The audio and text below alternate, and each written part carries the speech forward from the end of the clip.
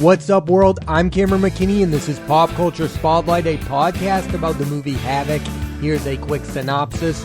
Walker, a corrupt cop, is asked by Mayor Lawrence Beaumont to find his son Charlie, who is being accused of murder and is being hunted down by a group of criminals. The film stars Tom Hardy, Jessie Mae Lee, Forrest Whitaker, Timothy Oliphant, Michelle Watterson, Justin Cornwell, and Luis Guzman. Standout performances. One of the things I like most about watching movies is you start to build histories with certain actors, and when it comes to Tom Hardy, he became famous when I was a teenager, and he's a different kind of actor than most. And while I'm on the subject of his career, I have come to the conclusion that the absolute best year of his career as an actor came in 2011. That year, he had an incredible leading performance in Warrior. It's by far and away the best performance of his career. That scene when he's coming face to face with his estranged brother, played by Joel Edgerton, is incredible.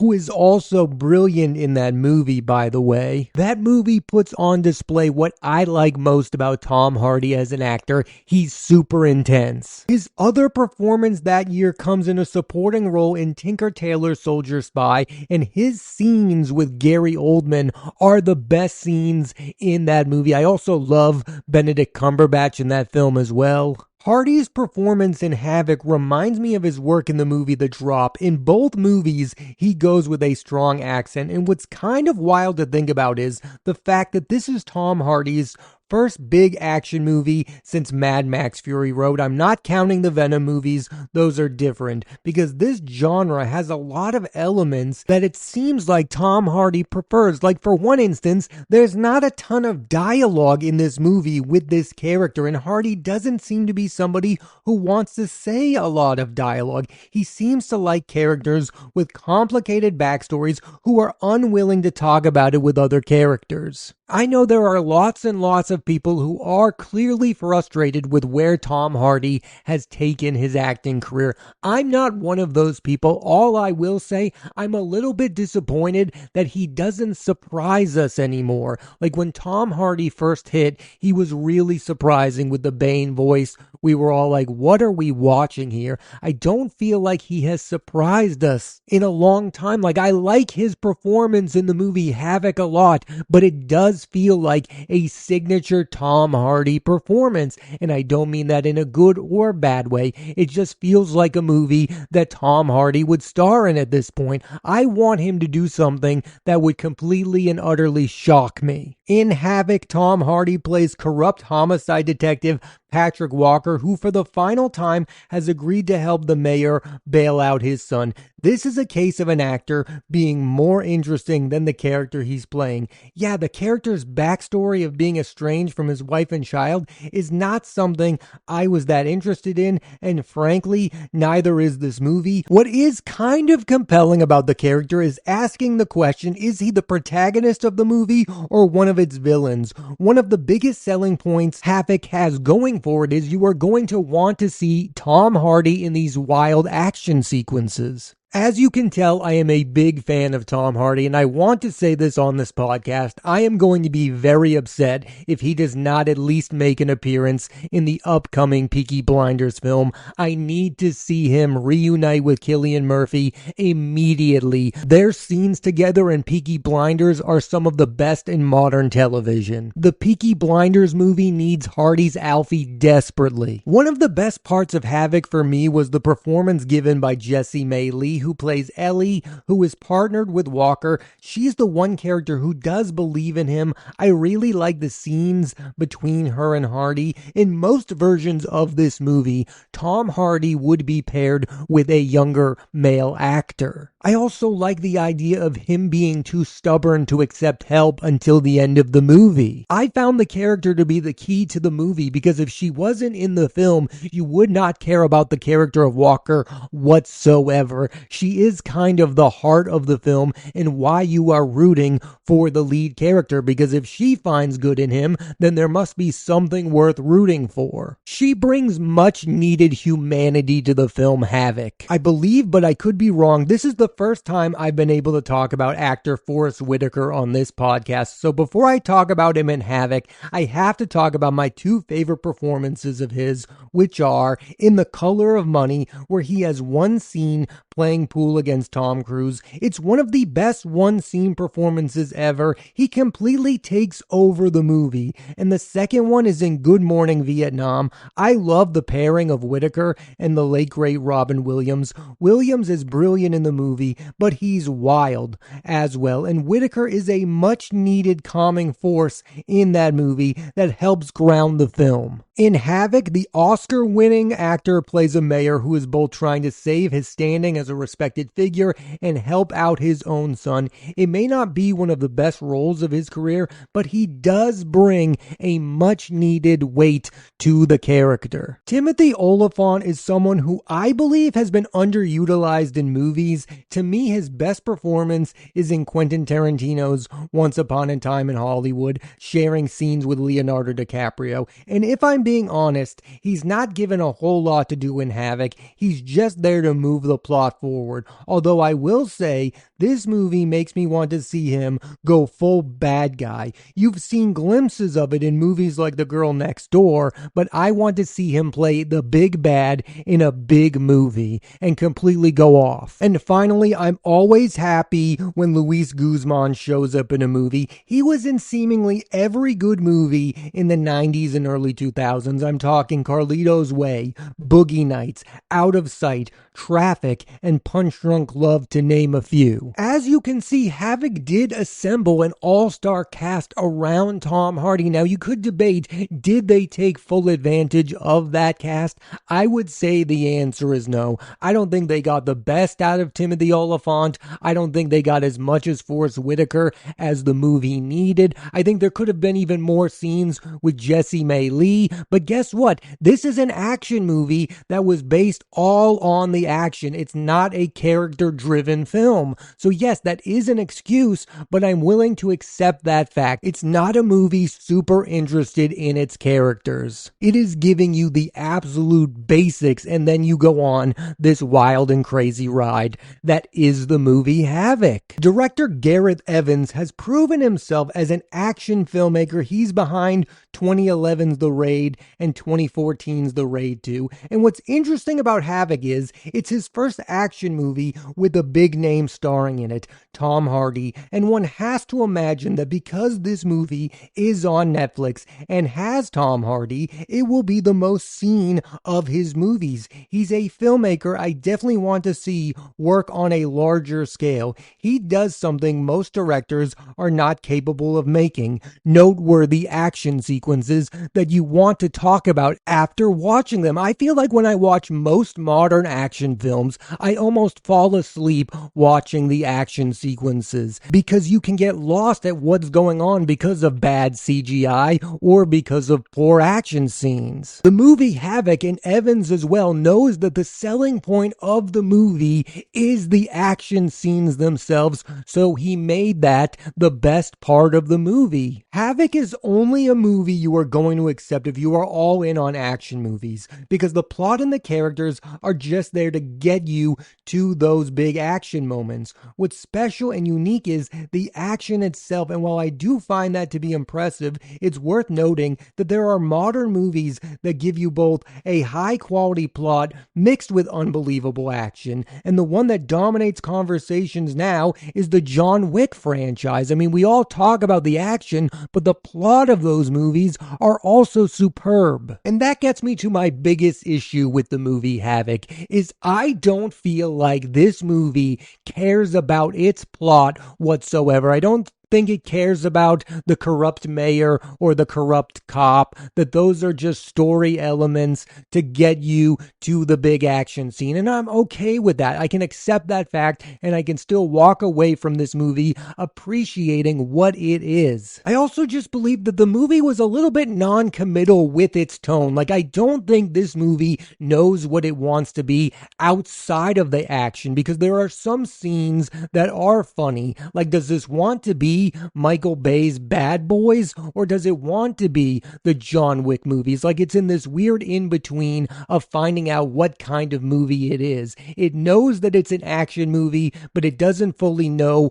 what kind of action movie. 2 weeks ago on this podcast, I was talking about the movie The Amateur, and what I respect about that movie is it has fully committed to what it is. It is a movie that takes itself 1,000% seriously, and Havoc doesn't know if it should be taking itself seriously or not. Like, it's not wacky enough for how silly the premise is, but it's not serious enough either, which is what kind of makes Tom Hardy the perfect star for a movie like this, because audiences don't know how to react to when they see him on screen. Are we watching the guy from The Revenant, or are we watching the guy who stars in the last 3 Venom movies? Like, he's also in this weird in-between when it comes to his own acting career. I just don't think the movie is having enough fun with its elements outside of the action scenes. Like, it doesn't fully know what it wants to be. Which is even crazier to think about when you understand that this movie was shot all the way back in 2021, but was delayed due to reshoots. Which I have to imagine, after watching the film, was all about the action scenes and not about developing the characters any further. I have to imagine that most people are going to have the same reaction that I had after watching this movie, that I go, wow, this is a good movie, but probably not a movie that I'm going to revisit over and over again. I find it impressive. I find the action to be unbelievable. I'm impressed by Tom Hardy at times, but I'm also baffled at other times about what he's doing in the movie. But I'm sorry to have to keep doing this. I just have to harp on the fact that I think the plot of this movie is really lazy. Like, here's a corrupt politician, here's a corrupt plot, and oh, by the way, it's Christmas and this guy wants to see his daughter. Like, not only is that bad, a Die Hard ripoff kind of thing, but it's also just annoying and not something that anybody cares about nowadays. Yes, the whole I'll do this one last job and then I'm going to turn into a good guy thing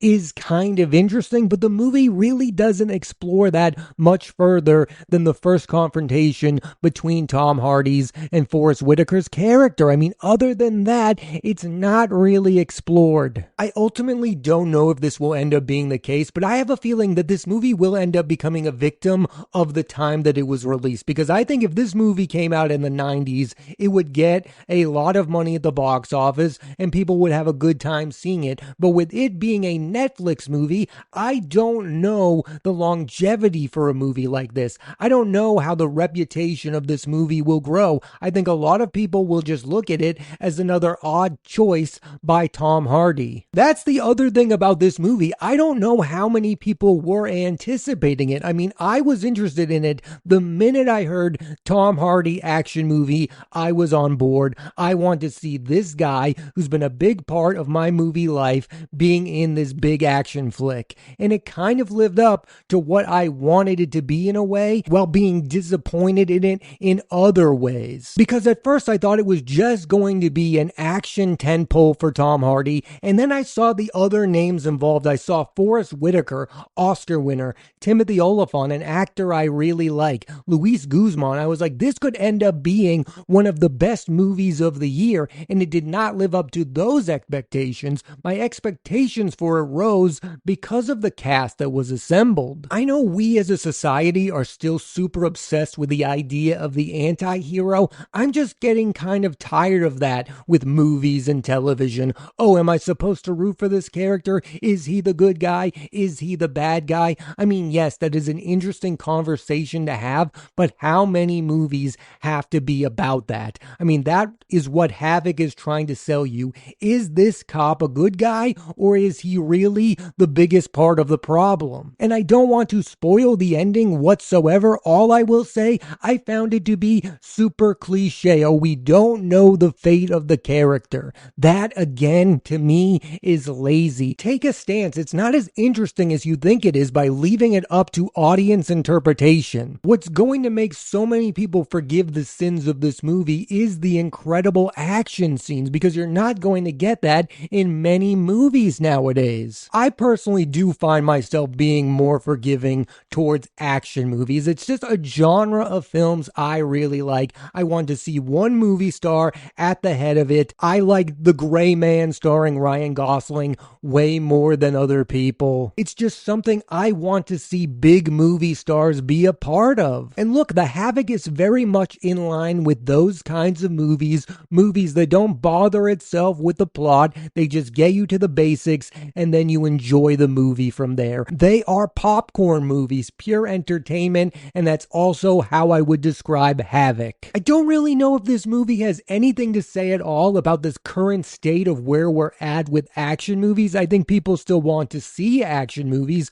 I'm really interested to see if Ana de Armas's Ballerina, a John Wick spinoff, does well in movie theaters. I usually don't care, but I do find it odd that Havoc is a Netflix movie, because everything about it says that you should see it in a movie theater. I mean, to see these crazy action sequences at home kind of felt underwhelming, to say the least. I get why most romantic comedy films are now on streaming. I understand why comedies are now on streaming. I don't really get it when it comes to big action movies. I mean, I guess Netflix was just the only one who wanted to make this movie. But that's where I start to have the question, like, if this was a studio movie, would the plot be better because the studio would ask more from it? Like, does Netflix just accept whatever the filmmaker wants the movie to be? Because I think this is a movie that could improve plot-wise. Not to be rude, but I found Havoc to be a movie that I enjoyed in the moment.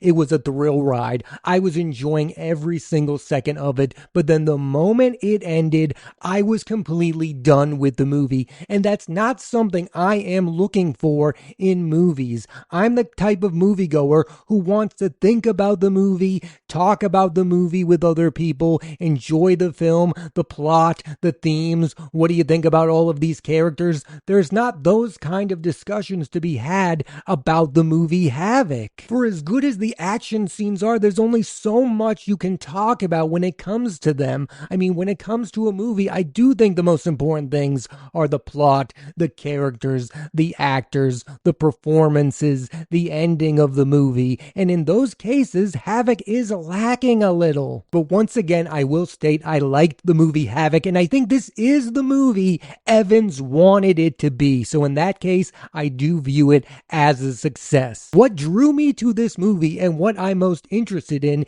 is Tom Hardy as an actor. I mean, last year he had The Bike Riders, one of my favorite movies of 2024. I thought that was a great performance that didn't get enough recognition. I think what I want from Tom Hardy moving forward is for him to just get back to working with other great actors. It feels like a lot of his movies are just about him now. Like Capone, a movie that I like, that's just about him being Al Capone. The Venom movies are just about him being Venom. When I think about Tom Hardy, I think about him acting alongside Joel Edgerton. I think about him acting alongside Leonardo DiCaprio. I think about him acting alongside Gary Oldman. I want to see him work with other great actors again. That's what was so great about The Bike Riders, is he was sharing scenes with Jodie Comer and Austin Butler, two actors on the rise. That's why I want him in the Peaky Blinders film, to see him once again work with Cillian Murphy. Yes, at this point he is interesting enough to sell a movie. He can give a more than solid leading performance, but his absolute best work is when he is acting alongside other great actors. What's so great about The Dark Knight Rises is not only is Hardy unreal as Bane, but he's also acting alongside Christian Bale. Getting back to Havoc, his best scenes in this movie are the ones he shares with other really good actors: Forrest Whitaker, Timothy Olyphant, Luis Guzman, and Jessie May Lee. I like Tom Hardy as the major selling point of a movie. All I'm saying is I want to see him get back to working with other great actors. At the end of the day, I walk away from the movie Havoc going, it is a really good action movie, not a great one, and I do believe it had the potential to be a great action movie if it cared more about the plot and the characters. I know that's asking a lot, but when the lead of your movie is Tom Hardy, I don't think that's too much of a reach. I do believe with this cast that they assembled that it was fully possible. And last thing on Havoc, I really do wish that they committed to a tone. Either be more funny or be more serious. Thanks for listening to this edition of Pop Culture Spotlight. I'm Cameron McKinney, and there'll be a new episode of the podcast every Thursday on Apple Podcasts and Spotify. I recommend you check out the movie Havoc. Next week on the podcast, I'm talking about the movie Sacramento, starring Michael Angarano, Michael Cera, Kristen Stewart, and Maya Erskine. So tune into that and please rate, review, and subscribe.